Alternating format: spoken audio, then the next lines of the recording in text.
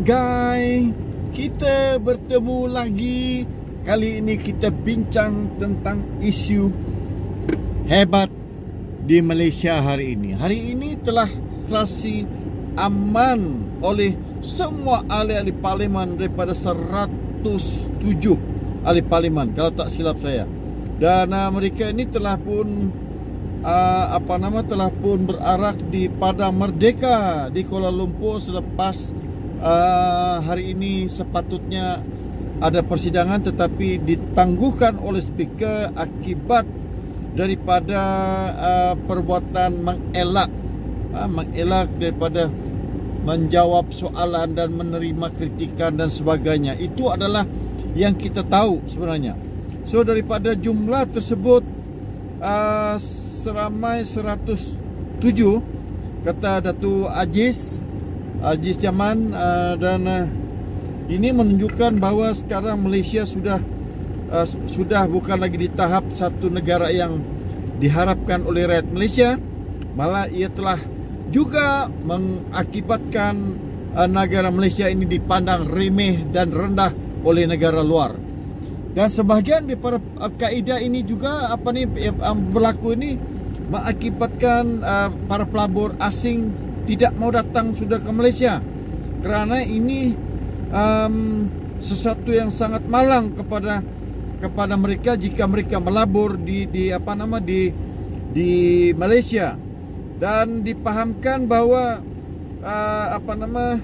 Malaysia yang dulunya lumbung kepada para pelabur telah juga mengenapikan Malaysia sebagai negara mereka untuk melabur, tetapi malahan mereka lari sebenarnya daripada Malaysia. Nah ini yang sangat dahsyat sekali. Jadi kalau kita melihat hari ini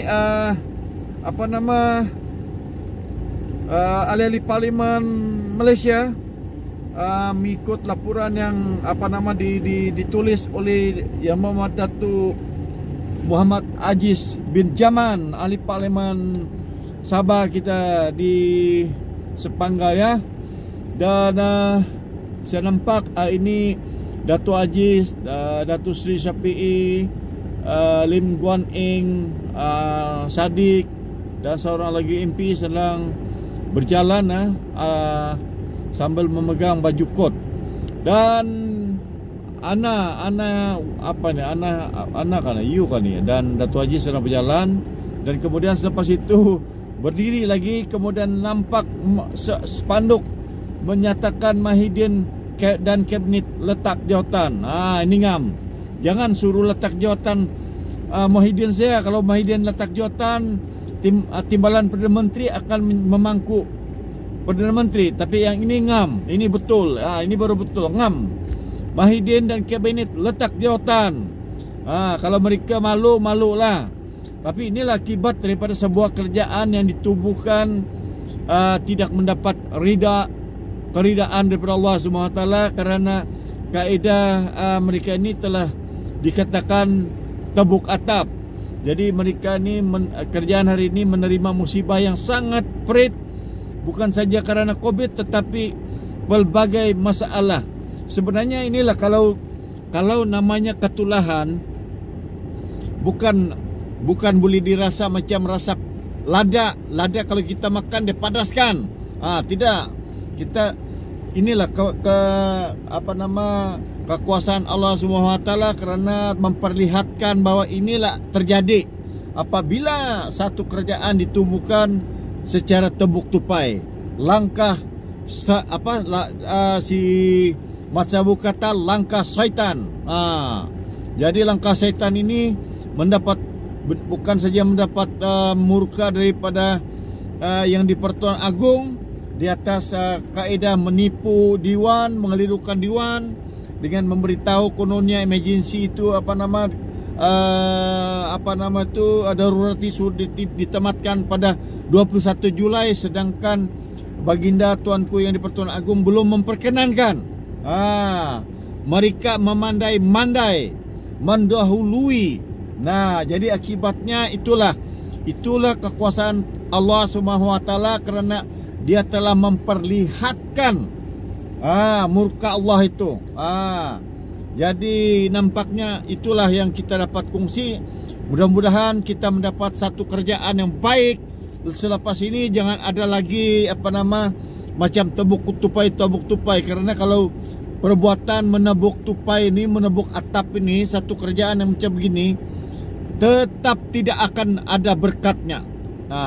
Malahan Allah SWT murka.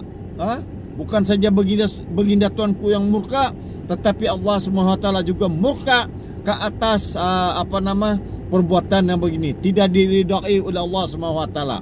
So kita harap kali ini tuan-tuan dan puan-puan supaya kita bersatu hati. Kalau boleh kita please, kita equal partner. Sabah, Sarawak, Melaya adalah equal partner berdasarkan kepada perjanjian yang ditandatangani 16 September 1963, Malaysian Agreement. Beri peluang kepada Borneo menjadi pemimpin, menjadi Perdana Menteri. Itu yang kita minta. Sudahlah kita minyak, kata si Jepri Kitingan, itu minyak Sabah punya. Kenapa kita minta mesti mau rujuk lagi apa semua? Jadi apa yang mau dirujuk? Dia betul juga itu kata Jepri. Tapi nampaknya Jepri ini pun cakap saja. Waktu ada belum memerintah, belum ada kuasa, bukan main berapi-api dari mulut dia bercakap. Kasih percaya sama orang. Kononnya apa yang dicakap itu betul. Tapi apabila ada kuasa, dia pun diam-diam sudah jadi babau terus. Orang Sabah bilang babau. Kalau orang Semenanjung apa saya pun tidak tahu. Tetapi tak boleh cakap lah, lidah dah kelu. Itu orang Melaya cakap. Kita orang Sabah cakap lain.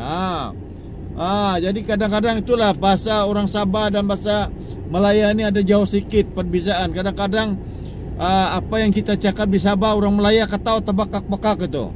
Dia yang tidak tahu. Jadi ini saja yang kita boleh kongsi. Dan kita melihat bahwa tengok tadi tu, saya kata tadi tu, Datuk Aziz Zaman, Datuk Syafi'i, Datuk Sadik, apa lagi, Lim Guan Eng. Yang satu ni saya tak berperkenal. Ni orang DP ni kuat cakap juga.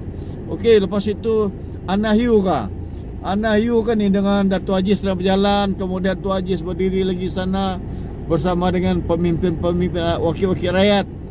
Dan kemudian tengok itu bena. Tak malu kah? Tidak malu kah? Inilah kehendak Allah SWT telah memperlihatkan apabila satu kerjaan itu diwujudkan melalui satu cara yang tidak diridai Allah SWT. Inilah akibatnya. Macam-macam boleh jadi. Pertama sudahlah karena COVID. Masalah COVID di Malaysia kita susah. Ekonomi teruk. Rakyat banyak bunuh diri. Rakyat tidak dapat bantuan-bantuan bakul makanan. Tambirang saja cakap mau kasih bank in 1,000, 300 melalui biputi segala. Dan macam-macam kerusakan yang tidak dapat dielak dan telah diperlihatkan oleh Allah SWT kepada hamba-hambanya di Malaysia. Jadi saudara sekalian, kita minta, kita doakan mudah-mudahan Malaysia mendapat satu pemimpin yang baik, dan Malaysia akan menjadi sebuah negara yang aman dengan satu kerjaan yang mendapat ridha Allah SWT. Jom kita sama-sama, jangan lupa tekan subscribe. Banyak lagi kita kongsi-kongsi ini, cerita yang betul-betul cerita sensasi serius dan bermanfaat untuk kita fikirkan demi Malaysia, negara kita yang tercinta. Subscribe, like dan share kawan-kawan. Tidak rugi, bukan ada bayaran itu untuk subscribe, free saja. Thank you very much dan jumpa lagi.